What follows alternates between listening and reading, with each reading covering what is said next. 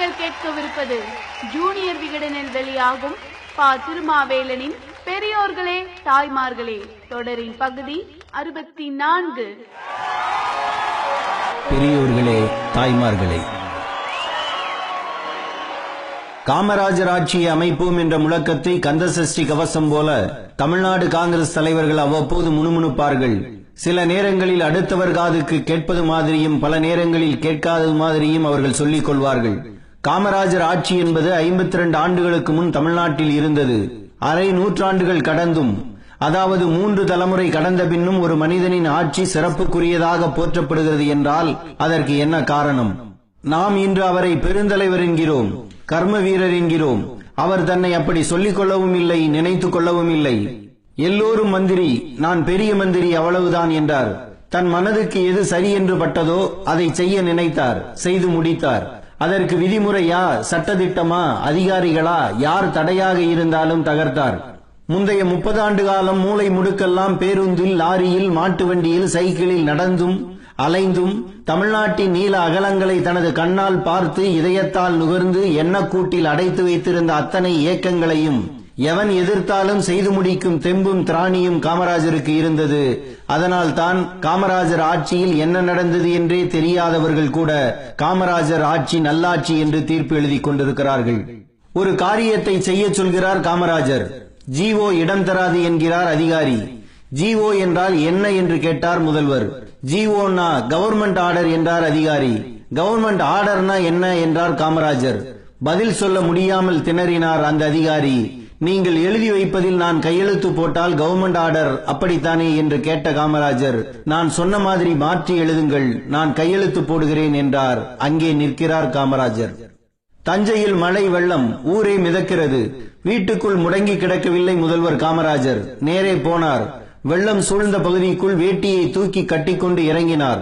காலங்காலமாக அன்றைய காலை நேரம் வரை வாழ்ந்த குடிசைகளை வெள்ளம் கொள்ளை கொண்டு போனதை பார்க்கிறார். குடிசை இழந்தவர்களை சுற்றி வைத்துக் கொண்டு ஒவ்வொருத்தருக்கும் மறுபடி குடிசை போட்டு கொடுக்கணும்னா எவ்வளவு செலவாகும் என்று கேட்கிறார்.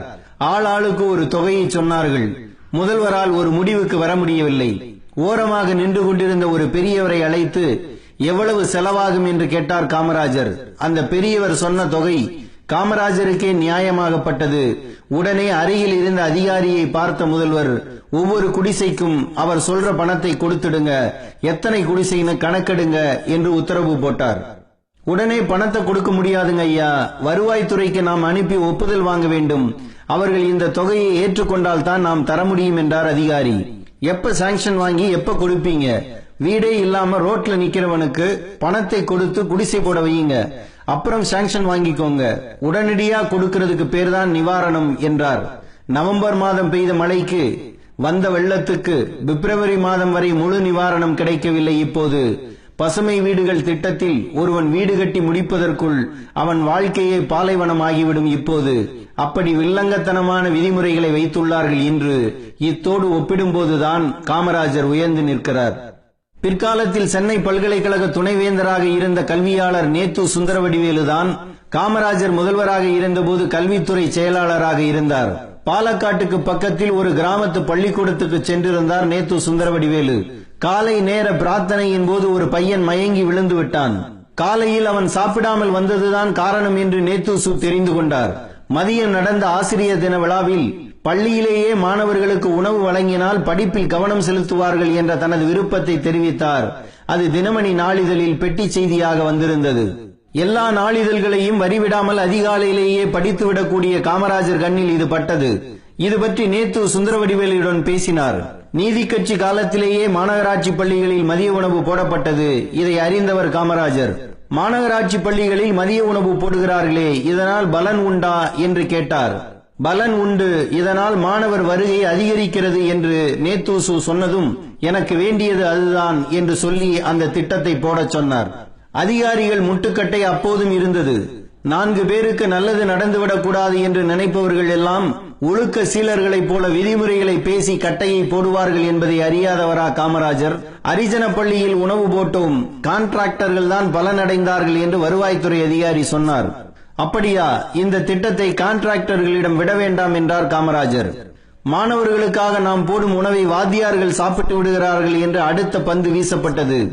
ஆசிரியர்களும் பிள்ளைகளுடன் சாப்பிடலாம் என்பதையே விதியாக்குங்கள் என்றார் காமராஜர். இப்படி வந்த எல்லா தடைகளையும் தடால் தடால் என தட்டினார். அவரை முடிவு எடுக்க விடவில்லை ரூல்ஸ் மன்னர்கள். மதிய உணவு போடுகிறோம் என்பதை கொள்கை அளவில் முடிவெடுக்கிறோம், எப்படி நடத்துவது என்பதை அப்புறம் சொல்லுங்கள் என்று சொல்லிவிட்டு எழுந்தார். அப்படி வந்ததுதான் மதிய உணவு திட்டம். வயிற்றுக்கு சோறிட வேண்டும், இங்கு வாழும் மனிதர்க்கெல்லாம் பயிற்று பல கல்வி தந்து இந்த பாறை உயர்த்திட வேண்டும் என்ற பாரதி பிறந்த எட்டயபுரத்தில் இந்த திட்டத்தை தொடங்கிய காமராஜர், நிலம் ஈரமாக இருந்தால் தான் பயிரிட முடியும், காய்ந்து கிடந்தால் எதனை பயிரிடுவது, பிள்ளைகளின் வயிறு காய்ந்து கிடக்கையில் என்ன பாடம் நடத்தினாலும் ஏறாது, நாம் பெற தவறிவிட்ட படிப்பை வரும் தலைமுறைகளாவது பெற்று வாழட்டும் என்றார். அரசு பணத்தோடு தனியாரிடமும் நன்கொடை வசூல் செய்தார்.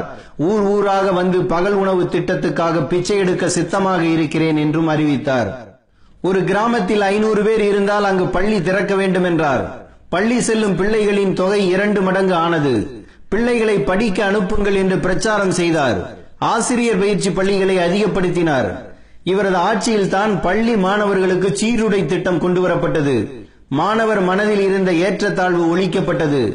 ஆசிரியர்களுக்கு ஓய்வூதியம், ஆயுள் காப்பீடு போன்றவை தரப்பட்டன. எந்த சொத்தும் இல்லாதவருக்கு கல்வி ஒரு சொத்தாகும். கல்வி என்ற சொத்தை பெற்றுவிட்டால் வறுமை தானே ஒளிந்து போகும் என்றார் காமராஜர்.